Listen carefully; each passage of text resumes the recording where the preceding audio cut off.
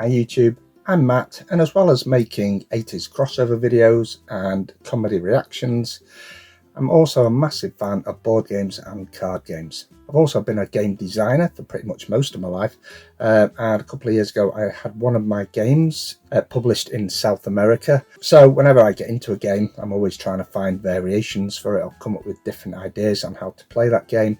But a game that's eluded me for many years, and for whatever reason I never got into it back in the day, was Pokemon. But this year, when my son got a McDonald's Happy Meal, which had some Pokemon cards included in it, my son and I suddenly got into Pokemon. And I was interested to see what the game played like after all this time of hearing about it, but never playing it. Considering, like I said, I'm a big board game fan and a card game fan. I wanted to see what Pokemon was like and what all the fuss was about. So I did enjoy playing Pokemon. However, I found that the game turns just took forever. There's a lot of waiting around while your opponent does multiple actions on every turn, and I found that just dragged the game down, and you were spending most of the time sat around waiting for another player to finish their turn. That was my big bugbear. However, I've recently started playing Star Wars Unlimited, and the big bonus for this game for me is the fact that game turns are incredibly quick. You literally do one action in your turn, and then the next player does an action, and then you do an action, and then the next player does an action, and that for me flows so much quicker and much better, and there's less downtime for everyone, and it just makes it a much more fun and engaging game. So I decided, could Pokemon be played in a similar way?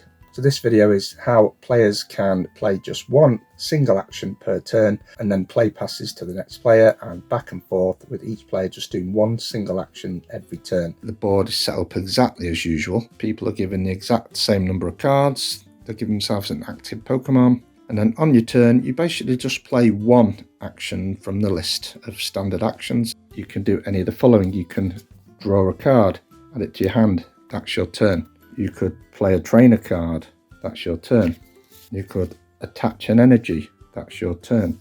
You could put a Pokemon onto your bench, that's your turn. You could evolve a Pokemon, that's your turn. You can attack, and again, that's your turn. However, when you attack, this is where the game differs. When you attack, energies get exhausted and turned on the side. So you can't attack now with those energy. So on my next turn, I could, if I chose, ready one of those energy. I could wait another turn and then ready the other energy. And then on a future turn, ready the other energy. If, for example, Charmander chose to just do a scratch attack, then only one energy would be exhausted and the other remains ready. So now Charmander could still do a second scratch attack on the next turn and then exhaust that one. So that's basically the main difference.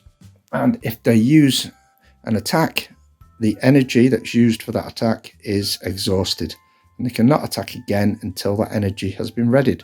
And this just makes the game flow much faster. If you decide to give this a try, let me know what you think of it in the comments below. If you've got any ideas or suggestions on what could improve this, or any other ideas on how to speed up Pokemon game turns, then let me know again in the comments below. And if you enjoyed this video, don't forget to like it, drop a comment below, and if you haven't subscribed to my channel, please do so, and I'll see you next time.